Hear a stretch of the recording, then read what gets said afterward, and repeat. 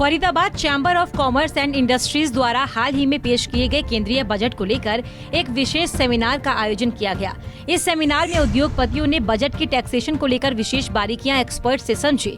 इस मौके पर मुख्य वक्ता के रूप में सीए डॉक्टर राजकुमार अग्रवाल और सीए सुनील गर्ग मौजूद रहे, जबकि सेमिनार की अध्यक्षता Faridabad chamber of commerce and industries association के प्रधान HK बत्रा ने की। इस मौके पर DLF इंडस्ट्रीज एसोसिएशन के प्रधान JP मल्होत्रा, फिमटिया के अध्यक्ष कृष्ण कौशिक, पूर्व अध्यक्ष वीरभान शर्मा सहित अनेक उद्योगपतियों ने शिरकत की। बजट में बताया कि किस प्रकार से टैक्सेशन की नई एक्जीम और पुरानी एक्जीम में से उद्योगपति किसे अपना सकते हैं और साथ ही पुराने प्रोविजंस में क्या क्या बदलाव किए गए हैं, ताकि टैक्सेशन को लेकर असमंजस की स्थिति उद्योगपतियों में ना पैदा हो और उन्हें इसका नुकसान उठाना पड़े। फिक्की के प्रधान HK बत्रा ने कहा कि बजट की बारीकियों को समझने के लिए आज Faridabad chamber of commerce and industries association द्वारा विशेष सेमिनार का आयोजन किया गया, जिसमें एक्सपर्ट्स ने बजट की बारीकियों से अवगत कराया। आज कल जो बजट पेश हुआ था 23-24 के लिए, उसके रिव्यू की मीटिंग रखी गई थी चैम्बर द्वारा, और जिसमें कि आपने देखा कि चैम्बर की गवर्निंग बॉडी और बाकी सदस्यों ने बहुत अच्छे तरीके से सुना, भाग लिया, एक एक क्वेश्चन किए, कितने सवाल, अपनी क्वेरीज सॉल्व की। ये बहुत अच्छी बात है और मेरे ख्याल शहर की, फरीदाबाद शहर की पहली एसोसिएशन होगी जो इस तरह का ऑर्गेनाइज किया उसको। और मैं डॉक्टर राज अग्रवाल जी, एक्सपर्ट जो हैं हमारे शहर के ही हैं, इतना योगदान रहा कामयाबी में और हमें जानकारी देने में, मैं उनका और सुनील गर्ग जी का तहे दिल से धन्यवाद करता हूँ। बत्रा साहब जी, बजट उद्योगपति के हिसाब से कैसा रहा? अच्छा रहा, सभी के लिए अच्छा रहा। मैं 10 में, आपने कहा कि 10 में से 9 नंबर देंगे हम आपको, और बहुत ही अच्छा बजट है, ऐसी उम्मीद थी। इस मौके पर एक्सपर्ट्स राजकुमार अग्रवाल ने कहा कि बजट में जो डायरेक्ट टैक्स को लेकर नीति बनाई गई है, उसे लेकर आज सेमिनार में उन्होंने उद्योगपतियों को जानकारी दी। उन्होंने कहा कि पहले डायरेक्ट टैक्स को लेकर जो परेशानियां थी, उनको दूर करने का इस बजट में प्रयास किया गया है।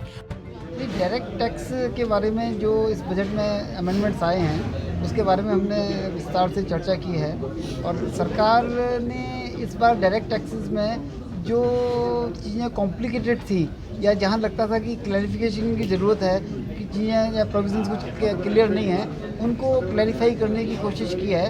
प्लस पर्सनल टैक्स के फ्रंट पर जो स्लैब्स को लिबरलाइज किया है, उससे लोगों के हाथ में जो पैसा आएगा वो एक इकोनॉमी को या ग्रोथ को किक स्टार्ट देने में काफ़ी मदद करेगा। सर, टैक्सेशन की पुरानी रिजीम और नई रिजीम को लेकर लोग अभी भी कंफ्यूज है कि किसे अपनाए, तो एक्सपर्ट होने के नाते क्या कहेंगे? अब मुझे लगता है कि पुरानी रिजीम उन लोगों के लिए ही बेनिफिशियल रहेगी जो कि काफ़ी ज़्यादा डिडक्शंस या एग्जम्पशंस क्लेम कर रहे हैं। अगर जो लोग 3-3.5 लाख तक भी डिडक्शंस क्लेम कर रहे हैं, उन लोगों को नई रिजीम में ही जाना चाहिए और वही उनको बेनिफिशियल होगा। वहीं एक्सपर्ट सुनील गर्ग ने कहा कि सरकार जो नया टैक्सेशन रिजीम लेकर आई है, उसमें सरकार की मंशा संतुलन स्थापित करने की है। ये सरकार की इंटेंशन ये है कि डिडक्शंस कम हो, कंप्लायंसेस कम हो। सरकार कहती है, पर कितना कम होगा ये तो पता नहीं किसी को भी। दूसरी बात क्या है कि सरकार को भी एक बैलेंस बनाना है कि हमको जो नए यंग एम्प्लॉयज़ है वो सेविंग्स नहीं करना चाहते ज़्यादा।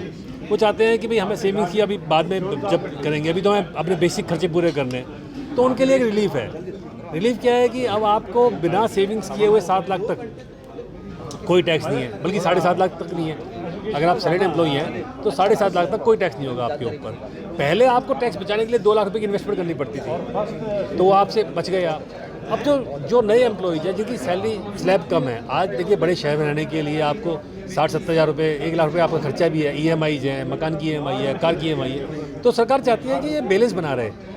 आप जो सेविंग्स करें ना, अपने मन से करें, फोर्स ना करें, जबरदस्ती ना करें। जब आपका एम्प्लॉयर कहता था भाई सेविंग्स लाओ, तो हम वो सेविंग्स किया करते थे। यानी कह सकते हैं कि टैक्स बचाने की मंशा जो एक लोगों में विकसित हो गई थी, उस मंशा को खत्म करने की नहीं, सरकार ये कह रही है कि खाली आप टैक्स बचाने की सेविंग ना करो, आप अपने मन से सेविंग करो।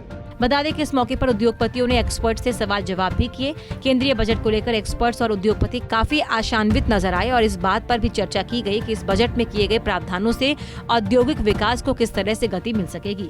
फरीदाबाद से पूजा शर्मा, पंजाब केसरी टीवी। हमसे जुड़े रहने के लिए हमारे YouTube चैनल को सब्सक्राइब करें और नई वीडियो की नोटिफिकेशन के लिए बेल आइकॉन को दबाएं। अगर आप ये वीडियो Facebook पर देख रहे हैं तो लाइक जरूर करें और ज्यादा से ज्यादा शेयर करें। धन्यवाद।